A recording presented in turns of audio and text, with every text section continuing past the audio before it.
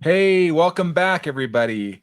Business Roundtable Podcast. I'm so excited to have you guys back. We have two returning guests. Uh, for those of you that are tuning in for the first time, my name is David Carr of Steward Your Business, where I help business owners and their teams and individuals become better leaders and leading themselves and their teams. And so we have returning with us, Bill Hatch. Would you welcome back, Bill? And he's frozen. Oh no. We're gonna see if Bill comes back. We've been having internet connection issues. So Mo, you're on deck then while we let Bill see if he can come back on with us. All right, I am here and excited to be here. Thank you so much for having me return to the panel. Absolutely. And Mo graced us sharing a lot with Powernality on our last episode. So if you didn't get to listen to that, please go back and check it out. Mo and I have collaborated since I met him last year, and in the coaching space. And so we're going to talk a bit tonight about how do we coach in business for improved performance. And there we go. We got Bill back. Bill was having technical difficulties. Bill, welcome back. We're just telling everybody we're going to get into coaching, and we're going to hope you'll stick with us. Bill, welcome back. Thank you. I am glad to be back. for the time my internet problems allow me to be. Oh, well, we live in a world of technical challenges, so we're still here. Don't we, though? Yeah. So thanks, Bill. I know you have a lot of experience in coaching as well, so we're excited to get your background and input here tonight. I'm excited for this episode. Yeah, so something different. But I thought maybe Mo, I'll start with you first, Mo, because you have so many years of experience in coaching. And for those that are listeners, could you just kind of set up the difference between maybe because what coaching is and isn't compared to, let's say, something like mentorship or consulting. So when we're saying like coaching, what's kind of the essence of coaching from your perspective? That's a really great question. And naturally, there are so many different kinds of coaches and different forms of coaching. I think one of the most important things for people to realize is that a coach is not a lot of the things that they probably deep down really want. If we look just from the perspective of sports, we can use the analogy of the difference between the fan, the cheerleader, and the coach, right? The fans are happy no matter what you do. You can kick the referee in the face, and the fans are like, yeah, you did it. Awesome. We love it. Right. And you can be just totally just sitting down, not doing anything and feeling defeated. And the cheerleaders are like, it's okay. Rah, rah, sis, boom, bah, you can do it.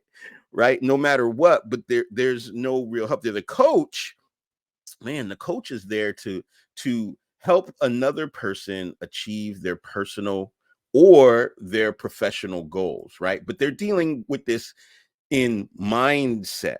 So a coach isn't a consultant. A consultant, I'm also a consultant. Not a lot of people are coaches and consultants, but a consultant improves a situation.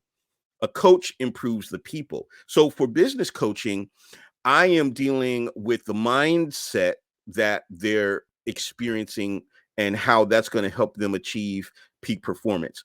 As a consultant, I go in and I look at the context of the environment and help them come up with process and procedure that will help them do what they need to do. So the coach is not your best friend who's just going to, give you a random opinion. A coach is different from a mentor. A mentor is somebody who's kind of been where you're trying to go or is already where you're trying to get. And they're saying, here, follow me in this process. And you really learn what they're doing and what their process is. So a coach has some sort of roadmap and asks the client, where do you want to go? And the coach says, tell me where you want to get to. And the person says, this is what I want to do. So if you say, I want to be a state champion for running, then That's a different coach than if you say, I want to be an Olympic gold medalist for track and field. That's a different kind of coach. But a coach is going to say, well, this is the map. This is your diet. This is your exercise. I need you to get up in the morning and run 50 laps. And then before you go to bed, I want you to run 50 laps. Like, that coach is dealing, though, with the person. And I think that's really what separates coaching from all the other things. Bill, I know you've been coming in and out, but we're kind of discussing this idea of the difference between coaching and consulting, and I think Bill's having some. Well, hopefully we'll get Bill. But I would say, just to add what you're saying, Mo, is the consultant is somebody that has a technical expertise. A coach may have that, but may not. They may not have the specific technical work, but they're guiding, like you said, they're guiding them, and not so much directing the consultants, like kind of telling you, but you hire a consultant, right? I need help. Like, okay, you've got to fix this thing. It's a little different than somebody that's a coach. So Bill, I want to get your input. Looks like you're stable. What's your feedback on the difference of coaching? It may look like I'm stable, but we hope. But yeah, I'll kind of jumping in blind to what Mo's already said, but the big difference between a coach and okay, it's frozen me again. Oh, I'm back. It didn't log me off entirely. The big difference between a coach and a consultant is definitely that technical, specific knowledge. Specialized knowledge, I guess, would be a more appropriate way to put it. Whereas the coach comes alongside the players in the game and helps guide them to what needs to be done while they make the actual and do the work. The consultant is very much a specialized actor. Maybe more along the lines of a defensive line coach or an offensive line coach, and coming alongside and doing specific things. Yeah. How much of that comes through? Nikki, we got all of it. We got all of it, Bill. You stayed with us. Go ahead, Mo. Imagine in a business, you need a consultant to come in to build your systems and processes. And then you have a trainer come in and show the people how to follow the processes and the procedures. And then you have a coach to come in to inspire them to find the inner motivation to actually come in and do that in a way that fits into the corporate culture and is on mission. Yeah. No, I think it's a really good way to break it down and think about that, Mo, because one of my mentors, Gary J. White, we talk about kind of these 6 skills of teaching and training and speaking and coaching, consulting. These are all different skill sets that you have to have and dial in. But tonight we're really focusing on the area of coaching for improvement in business. There are a lot of other areas, and candidly, as we were preparing for this, as you guys are listening, we were preparing an episode. I'm like, there is so much here that we're just gonna scratch a little bit of the surface here.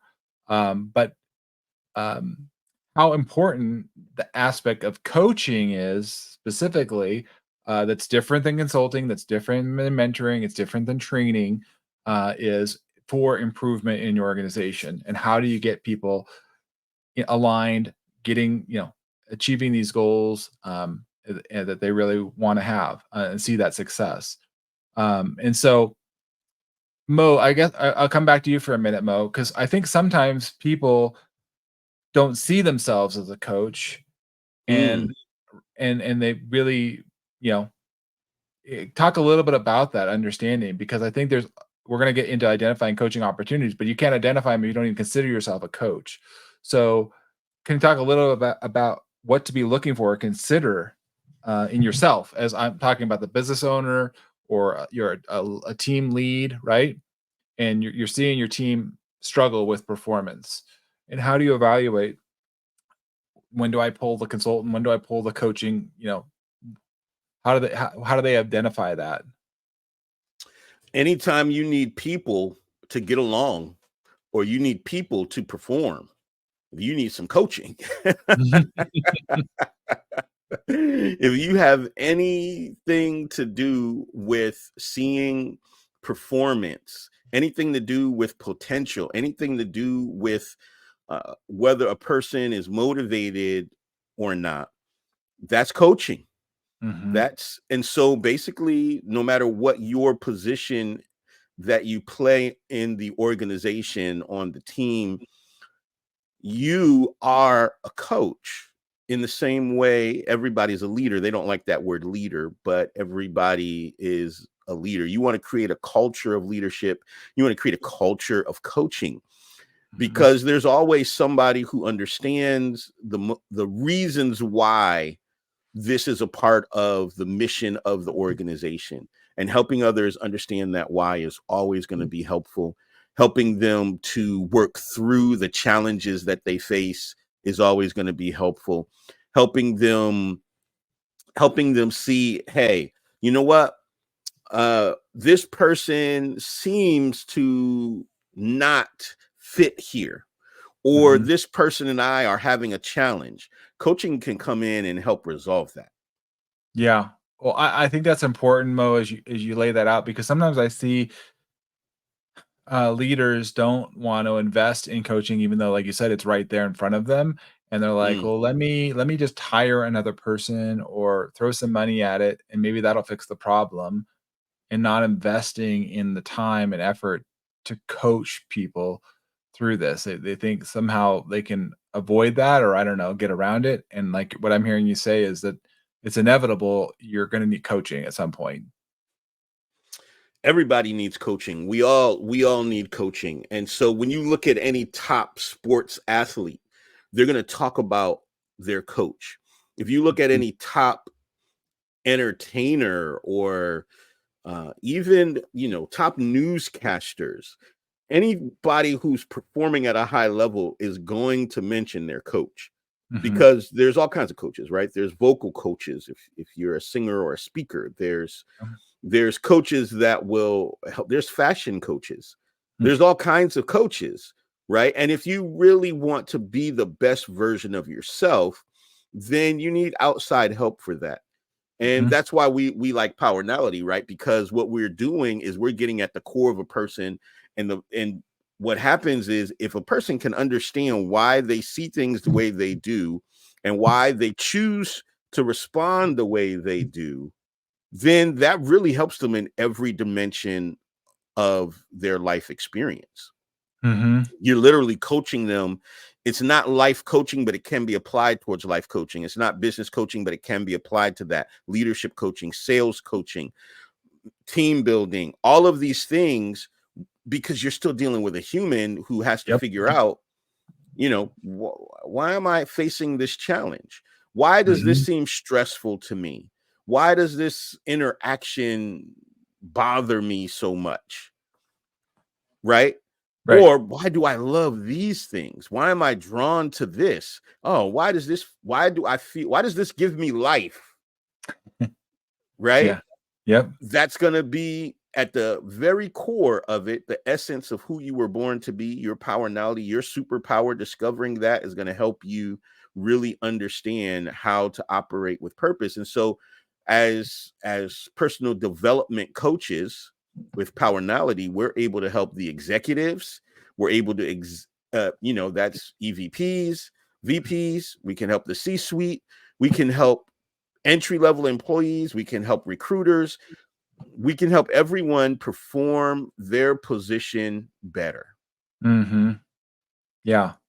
I mean, it's so true, Mo. I think when when you hear about very successful individuals, most like you said, they'll talk about a coach, perhaps a mentor too. We're not talking about mentoring tonight, but that they're having somebody outside of themselves that's it's helping them along that journey. unlock them, if you will, get them unstuck, like you said earlier, kind of maybe mindset, help them improve their overall performance. And so I've definitely embraced this over time, and I've seen the reap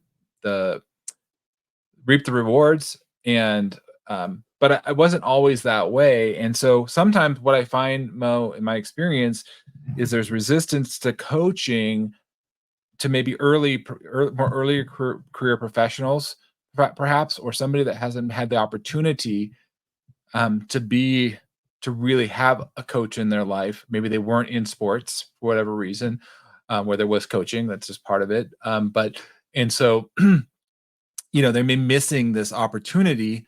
And if you're not willing to be coached or coachable, you're really obviously you're not going to be able to help those others around you, right? I mean, that's a big deal. Can you be coachable?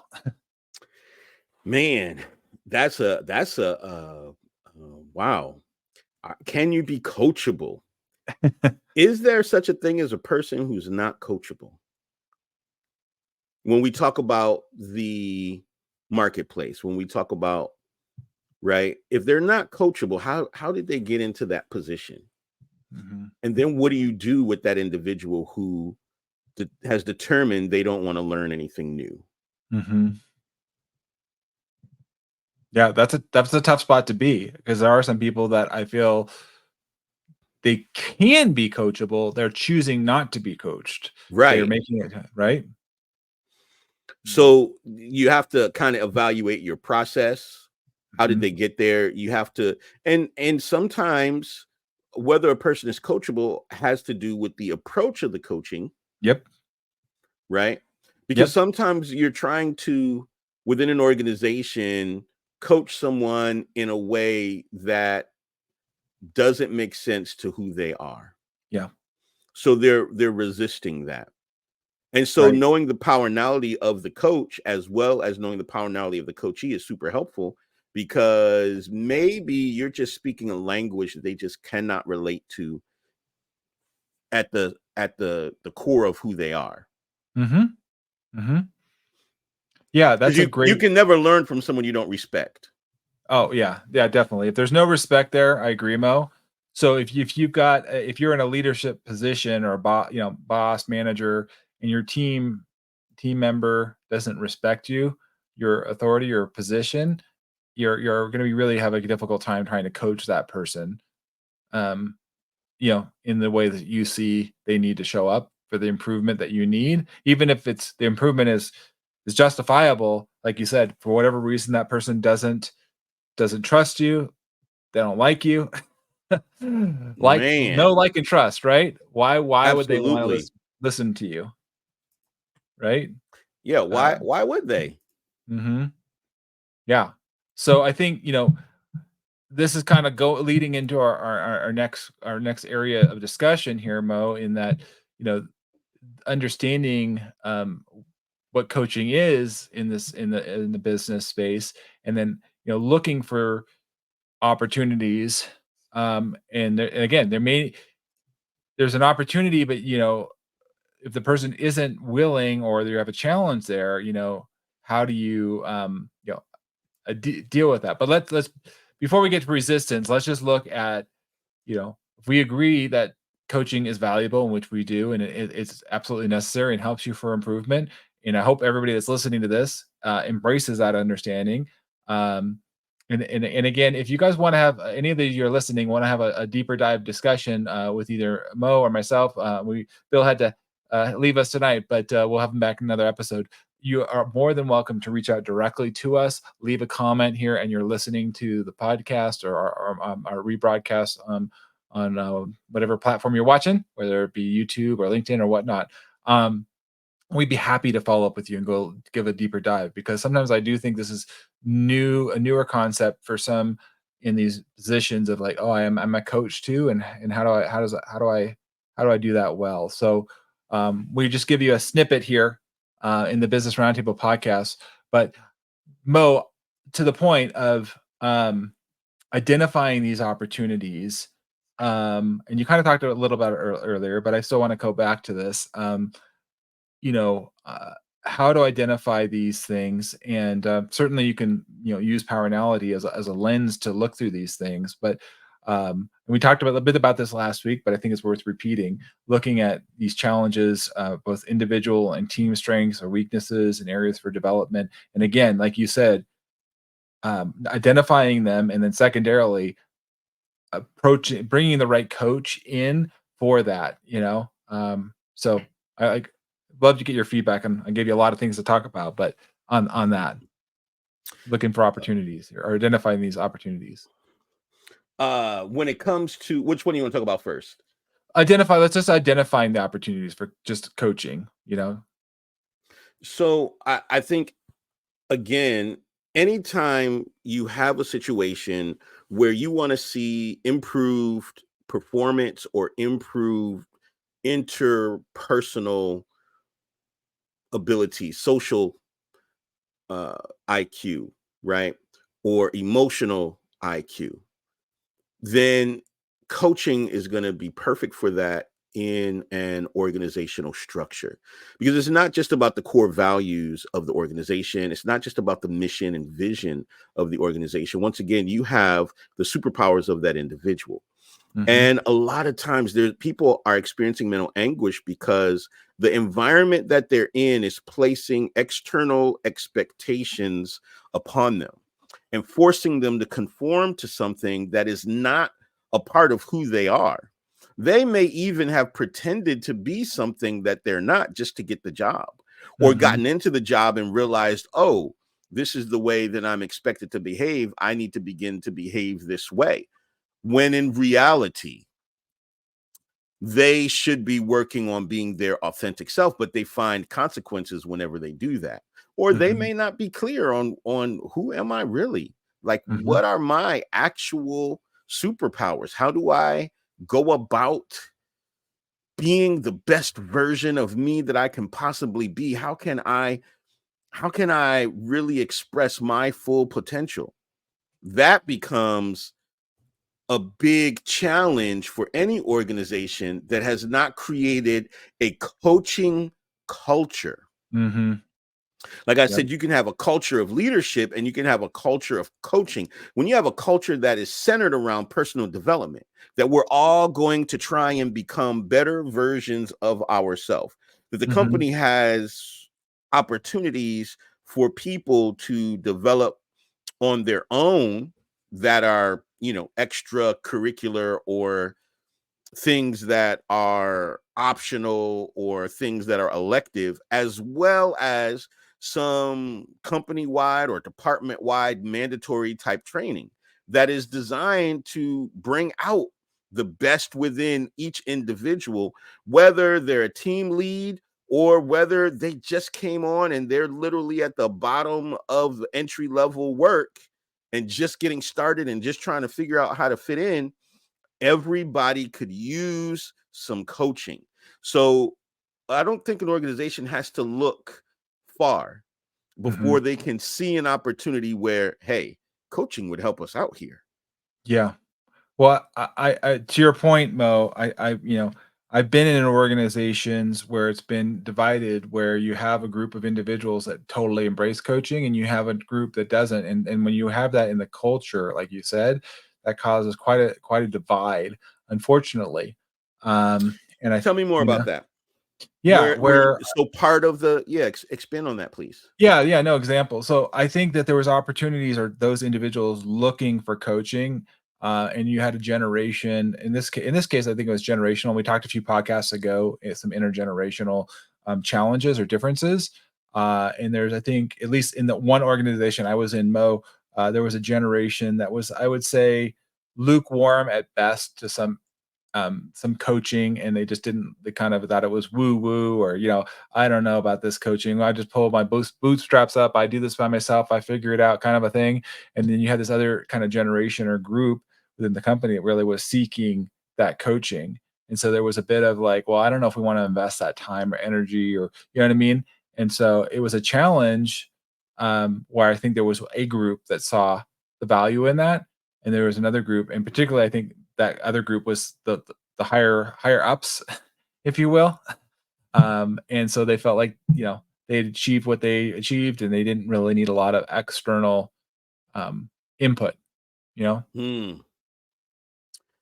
Man. And so remember, I suggested that there could be a situation where there is external or extracurricular or elective opportunities for coaching. So that's where you get those people who want to, man, I really want to dig into this personal development. But I do believe that there also needs to be some mandatory organization sponsored, mandated, and set aside time that is dedicated to coaching for every individual and in the group as well. Yep. Yeah. No, I agree. I think that's important. The previous company I was working at, was developing this idea of being a learning culture, continuous learning, and I think that includes coaching of awareness. So I think looking for these. What I'm trying to encourage those that are listening to us, you need to look for these opportunities for coaching and be an advocate for your team. And we're here to help you with that. And I think give you real world examples of what happens when you do that. For me in my business, helping teams, because I'm both like you, Mo, a consultant and a coach. And so I go between the two, but absolutely bringing in coaching, helping your team and their mindset and the way they approach things is vital, particularly for a small business owner and they're really building their core team underneath them. If you don't do that as a business owner, you're going to be doing all the work, and you need to have your team fully developed and supported. And this is where, like you're saying, Mo, an outside consultant, trainer, coach, this third party, which I'm also certified with Powernality, and that's how I got connected with Mo, because I saw the value of that. Mo literally was a coach to me and continues to be a coach because he has certain skills and abilities and background that I don't have and that I know that I need. So it's this continual learning and open myself up to that. And I want to encourage all of you, because at this point in my career, I've been in the AEC industry for over 20 years, but early in my career, I didn't see that. I saw technical trainings approved, and that certainly helps, absolutely.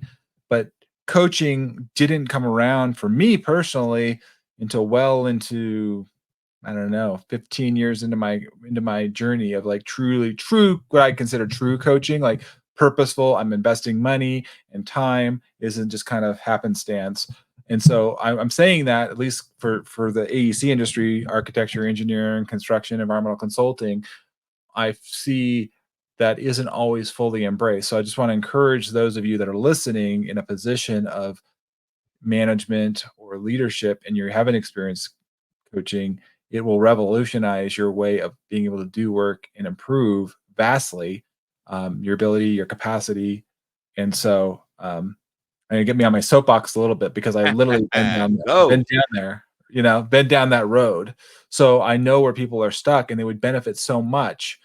And so helping them, Mo, what would you say to somebody in that position where they see they know that would help them, but you're dealing with somebody that's the holds the purse strings or holds the power in there, and to say, how would say, because I see an opportunity, but I want to act on the opportunity, and I've got somebody that's maybe being a roadblock to that. Man, when somebody's holding the purse strings, you have to understand how they make their decisions. So it kind of almost requires a little bit of coaching to help figure that person out, right? Because why is that person being tight with the coach strings in this area? Do they just, like you said, they think it's something that's going to be really woo-woo and irrelevant, or are they just really, really, really fiscally cautious? Right. And they just don't spend money on anything. They're really, really tight on the budget. Is there, how do they make their decisions? Right. Yep. How can you show them that this is an investment and not an expense? Yep. What's their understanding of investing in people? So if this is the person who holds the purse strings, people have been saying, hey, we need new uniforms, we need new drills, and they're not doing that. They're definitely not going to do coaching. Right. So you kind of have to look at why they're resistant to it. Do they think it's going to be boring? Do they think that it is not going to move the bottom line? Once you can understand what their reason for not going with coaching, then you can understand how to address it, or whether or not it's addressed. Like you said, some people are not coachable. Sometimes the person who holds the purse string is not coachable. They think they know all the things, and eventually that's going to hurt the organization. Yeah, absolutely. No, I mean, I agree, Mo. I think one thing in one of the previous companies I worked with, I really appreciated the business owners embracing of coaching. She was coached regularly, and she offered that to others. I fully embraced it, and that's what really helped us grow the company, I think, in part, Mo. But there was as the company grew, this is another challenge too. So it's on the flip side, where the business owner was totally willing and wanted to invest in coaching. And in fact, and people, there were some people in the organization that went along, quote unquote, went along with coaching, but it wasn't, their heart wasn't fully in it, I would say. And so it caused a divide in the leadership, in that the business owner was like, I'll invest in it 100%, but others were not taking it seriously, or just not really putting much into it. And maybe just talk a little bit about that too, like about, if you're given the opportunity for coaching, and what the effect that has not only in you, but your organization. So that's a very common situation. And who tends to do that well, interestingly, is churches, large churches like mega churches. They tend to do that large because they have a process for introducing new things to the church. So if there's going to be a building fund, they don't just pop up one Sunday and say, all right, guys, it's time for the building fund. Let's get started with this. They do what's called vision casting. And they begin to teach people about what the new vision is. Hey, we are going to take a whole bunch of people. We're going to go somewhere in Africa, and we're going to preach the gospel, and we're going to build wells, and we're going to do all these things, right? Right. They don't just come up one day and do that. They tie it to the mission. Hey, the pastor will get up and say, hey, you know what? It's time to build. And the whole sermon's going to be about, all the biblical things about building or missions work or whatever it is that they're trying to do. And I think all organizations are wise when they do this vision casting, when they say, hey, guys, here's what's going on in our organization. Here's what I've heard from you in regards to how we can improve. Here's what I heard from you about what you would like to see in our organization. So what I'm going to do is I'm going to give you guys this pamphlet. I'm going to give you guys this survey. I'm going to give you guys this thing. Check this out and give me back feedback. And over the course of some months, begin to dole out some information to warm people up to the idea of getting coaching. Because coaching, again, we made a distinction between coaching and consulting, right? So you're actually telling them that now a stranger is going to come into our organization and tell you about yourself. And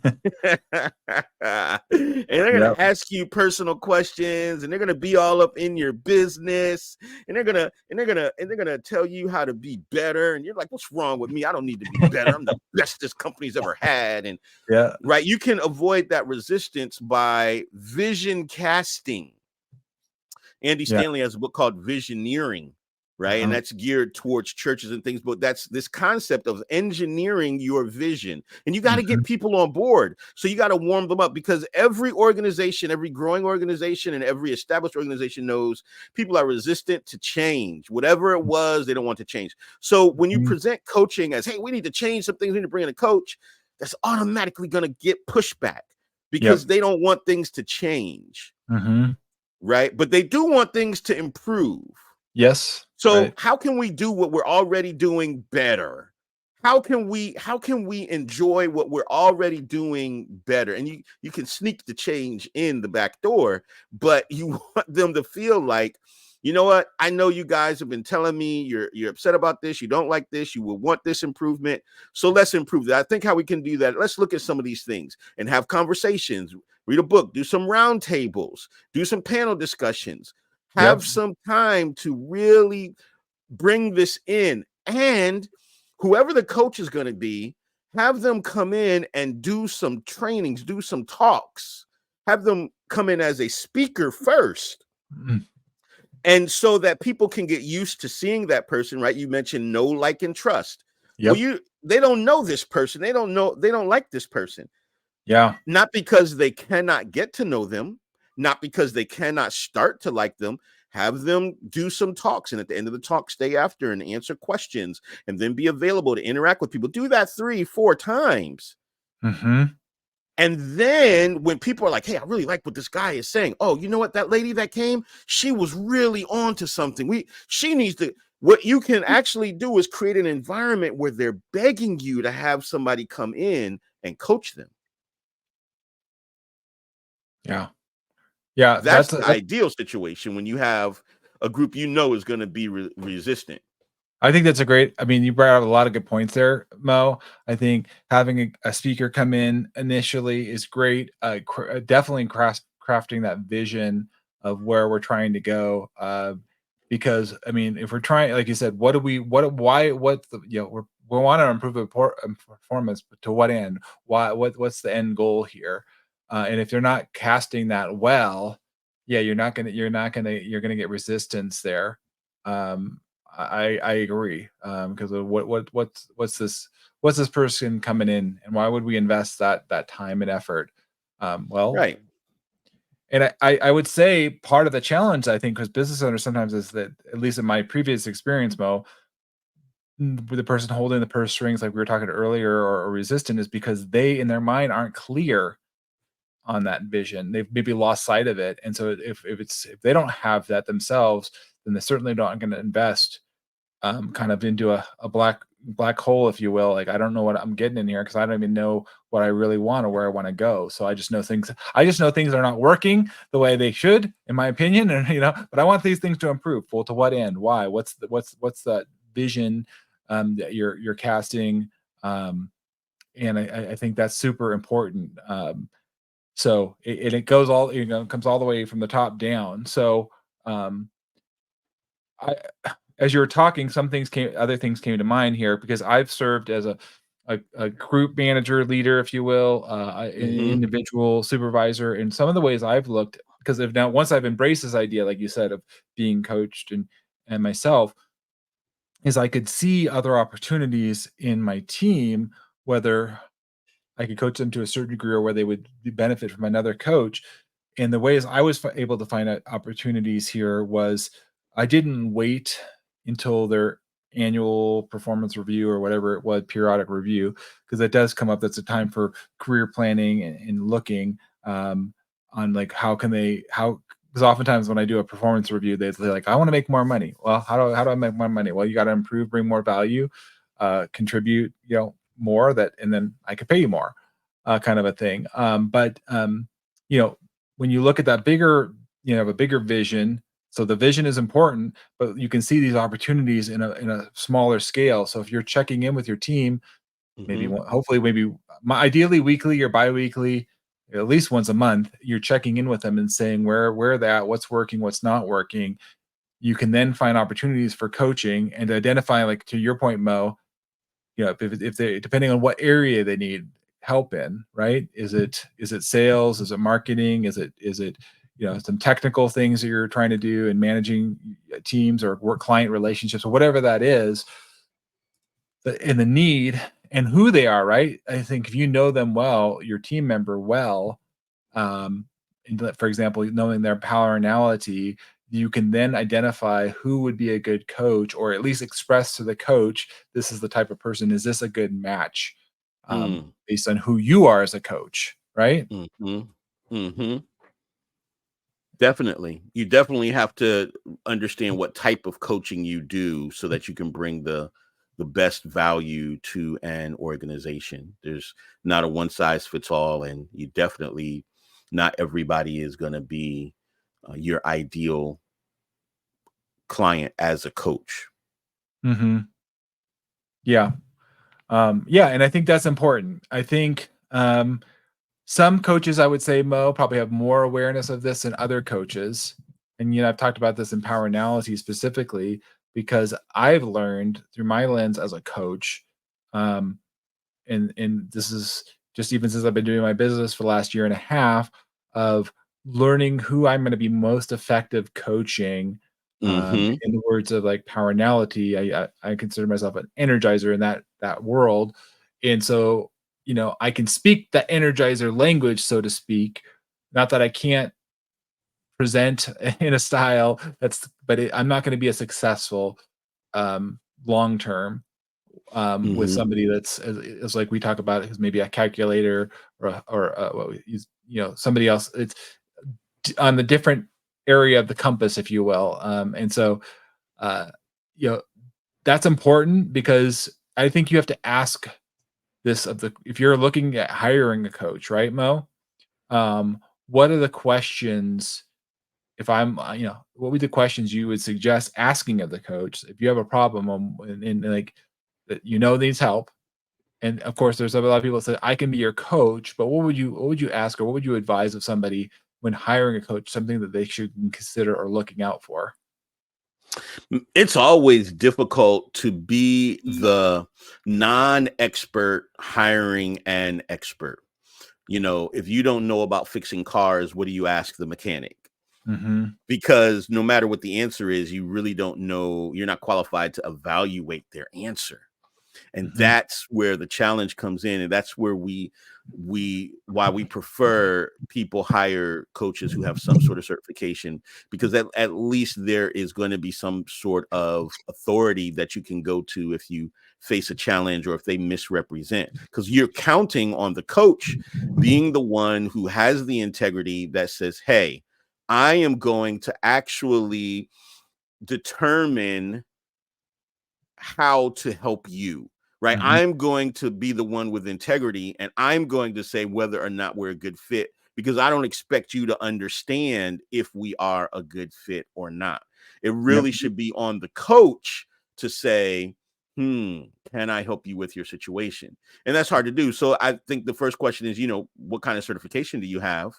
And what does that certification qualify you to do? Mm-hmm.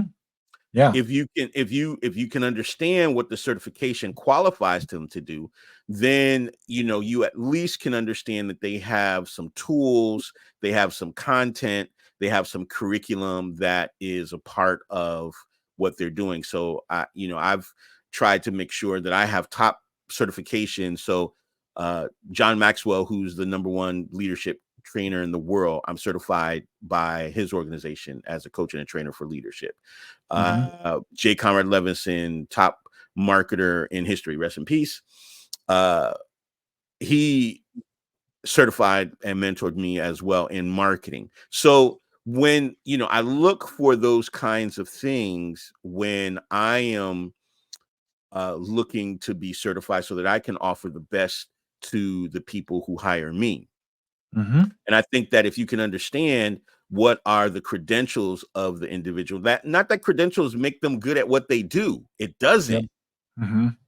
but it does mean that at least there are resources available to you and there is some sort of accountability. If they're out, doing nefarious things, you can address their accrediting body and let them know what's going on, and they'll intervene in the situation that you're having with them, and they, worst case scenario, will lose their credentialing. So Mm-hmm. always, same thing, you get somebody to work on your house or something, you want them licensed, bonded, and insured, right? You're not a Yep. licensed contractor. Oh no, you can't work on my plumbing. You're gonna mess up my cabinets. You're gonna right. And then there's, you're gonna tell me you don't have any money to fix what you messed up. And no. I mean, you can always go to Home Depot and get one of the guys hanging outside, but Yep.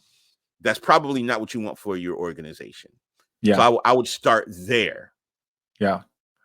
There's a lot more we could go into, Mo. I know there's so many different segments. I want to just I really appreciate that, Mo, and being one that is certified through Powernality and Giant and Wake Up Warrior. I've embraced that. And I agree with you that certification is not enough. That's why, candidly, why you and I are here on the podcast and sharing, because we want to bring value and show those, hey, can take this and taste and eat and see if this resonates with you and it feels like, yes, Mo's my guy, David's my guy. They know me. They're for me. I come from the philosophy you give before you get. We lay it down. We show that. So I encourage you guys to look at the fruit, if you will, whether it's testimonials, whether it's the content that's being put out there. I put out content daily because I want to live transparently, that you can see that I live from which I share and coach you. It isn't me just, oh, I got a life coach certificate and I'm doing this crazy life and then I try to coach you on something. It's like, no, you see that right firsthand, right, Mo? Absolutely. And you're like me. I love my job. I love what I do. Absolutely. I live Absolutely. and breathe this every day. And Powernality is all in my home, Mhm. and it's in everything that I do, everything that I'm involved with. So, we're always talking. We can't watch a movie without talking about the Powernality of the characters. And then Right. saying, oh, but what about the actor? I saw him in an interview. I think the actual actor is different from we can't get enough of this. So that living it is so important. I don't ever want to teach somebody something that I haven't lived, that I haven't experienced. Right. That I don't want to guess. I don't want to tell you something that I heard somebody else say that I don't understand how it applies or how it might impact. Yeah. I think that's terrible. So that's a part of having integrity, right? And so Mhm. that's probably the other part is to have that conversation with the coach and just kind of see, say, I'm, and that may mean getting an initial retainer from them, just saying, what, I just want to have a brief session with you to pay you for your time to just kind of get an overview of what you do and how you help, and just Mhm. see how that fits. If one session doesn't fit, 99 are not gonna. Mhm. Yeah. Yeah, and if if ideally if you can find somebody that has used this coach before you personally have a relationship with, right? Absolutely. You Referrals know, are amazing. referrals are the best versus just cold. So, Mo, I just want to thank you for coming back on again and sharing. I know we're gonna probably All have right, you thank you. back on again because you just have so much to contribute. It's Oh, I awesome to have love you. it. I thank you for having me. Anytime, anytime. Yeah. There's so much more I wanna get into coaching. You guys, thank you for listening. We didn't even get to, like, half of our outline tonight because we just had a lot to cover. And when we have, other guests back. We had a few, drop out last minute because of other things. Life happens. But we will be back recording again. Please follow along. I do post on, all the podcast platforms, also on YouTube. You can look up Business Roundtable Podcast. Just my name, David Carr, that'll pop up there as well. We'd be happy to connect with you on any of our social platforms. Look up Powernality, Steward Your Business. We're on all those things, and we would love to connect and collaborate with you. Mo, any last thoughts before we wrap it up for the night? Get a coach. Get a coach. Just do it. Get a coach. If that one doesn't work out, get another one. Just get coaches. If you have a desire to be successful, if you have a desire for your team members to be successful, if you have a desire for your business to be successful, get a coach. Yes. Man, Yes. you Yes. won't regret it. You won't regret it. And I've got multiple coaches literally right now, Mo being one of them. And so when you find that coach, they should be having coaches. If they don't have any coaches, then don't hire that coach. Find a coach that's being They should coached, believe right? in coaching for sure. You'd 100%. be surprised at how many coaches I've met that say, I don't believe in coaching. And I'm like, wait, what? So yeah, that's probably a good question to ask. Have you ever had a Right. coach? And I don't really believe in coaches. I'm the only person who can coach. Oh, okay. Uh, Right on. Right on, right on. Oh my goodness. No, thank you so much, Mo. Wonderful having you back. You guys, thanks for listening. On behalf of our panel tonight, David Carr of Steward Your Business saying good night. Until next time, take care of yourself. Bye, All guys. righty. Thank you. God bless. Have a good one.